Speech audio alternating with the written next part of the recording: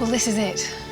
This is the place, because this is where the earliest human remains in the entire world were discovered. It's been really difficult to find it. It's taken us 4 hours to walk here, and we've been a circuitous route through the bush.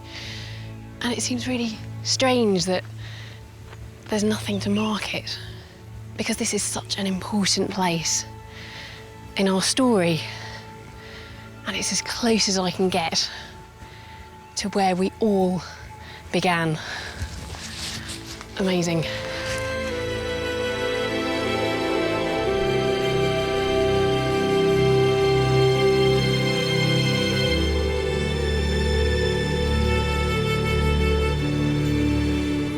And this is what the archaeologists discovered.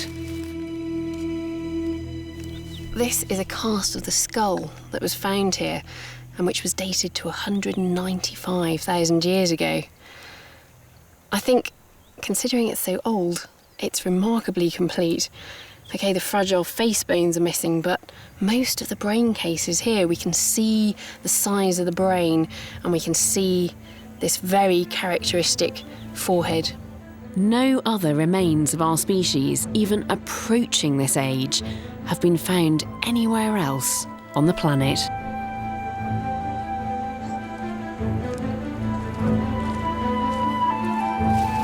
This is as near as we can get to the origin of our species.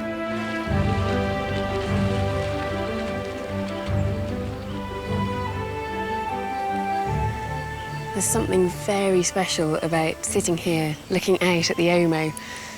I could be on the banks of any African river, apart from the fact we know that this landscape has been home to humans, people like you and me, for nearly 200,000 years.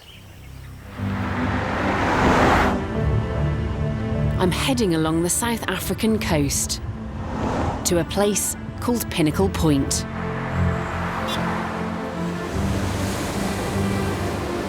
Today, it's a playground for the rich.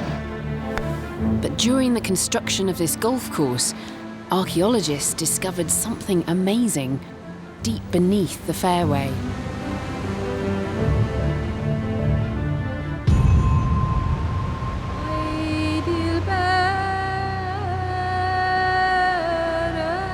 This could be the oldest known dwelling of our species anywhere in the world.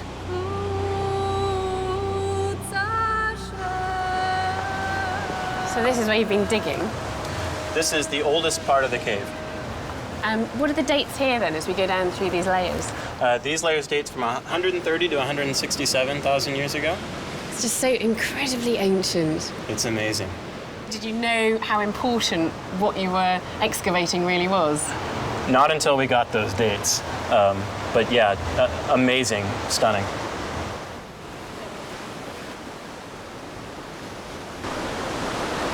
The evidence in this cave reveals that those ancient families were behaving in ways quite unlike previous species of human. Well, Kyle, that's not from this cave, is it? Because I recognise this. This is a hand axe, isn't it? That's correct. Now, that's more typical of what you would find from about 1.5 million years ago to about 300,000 years ago. So what sort of thing were you finding in the cave then? Okay, well, tools like these, blades and points, are much more typical of what we find in this cave. Made on quartzite, locally available on the beach down here. And in our oldest levels here, alongside these types of tools, we also have these very small bladelet tools. These are tiny. What could such minute blades have been used for? Obviously, these weren't used just in your hand like this, so how would they have been used? It's more likely that those were set in some kind of a handle to make a compound tool, maybe something more like this. This is a series of small blades set into a handle for use as a knife. Yes, I think that would work. So you think that's how these stone tools were used then, as a knife? That's one possibility, and it's also possible they would have been used for hunting weapons. Kyle and his team have discovered you can make some lethal weapons with these bladelets. This one looks particularly vicious, I think. This is one interpretation of how those small back blades might have been mounted. advantage to this would be that there's these barbs that would prevent the tip from pulling out immediately and would inflict a greater injury. Well, I'm going to be spending the night out here in the bush, presumably something our ancestors did all the time, but years of living in civilization have softened me. I've got a big torch here so that if anything comes by I can get a better look at it in the dark. And I've got this little camera so I can make a video diary throughout the night and talk about what comes along. I'm doing this for real. I'm going to be out here all night and I really am quite scared.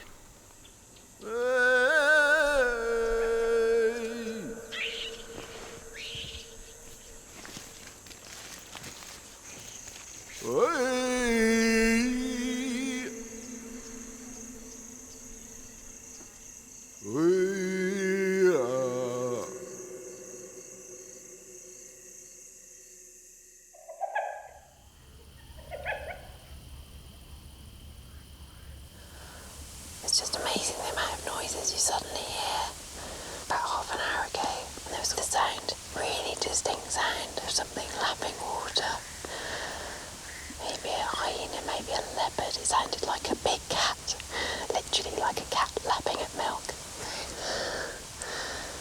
Hopefully nothing can get through that.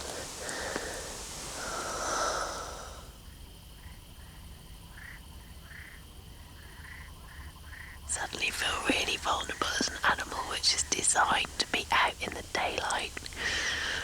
I mean, can't see very well at night. Hearing's alright, just about enough to get you feeling scared. And sense of smell as well. Compared to all those other animals, might as well not have it.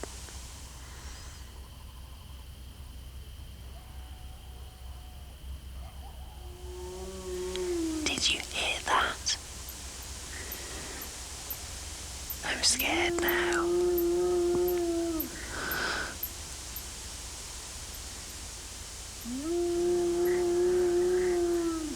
Is that a lion? Is that a leopard?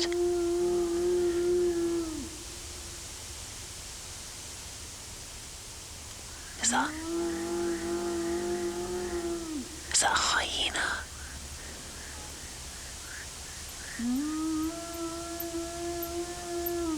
Oh, I don't like that noise. That's really spooky.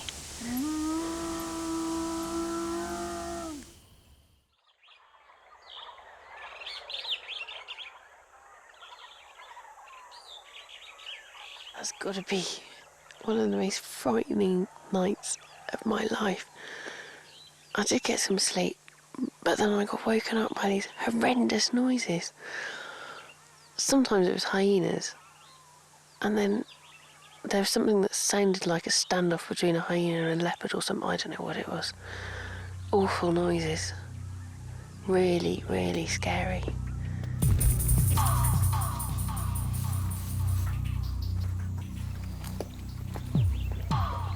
With the return of the crew, I pluck up my courage and look for signs of the animals that I heard in the night. Oh, just look at this. This is a big male leopard paw print, and there are large hyena prints as well. So these predators, these carnivores, were literally here, about 25 metres away from where I was sleeping, underneath that tree. They sounded really close during the night, and I can see now that they were.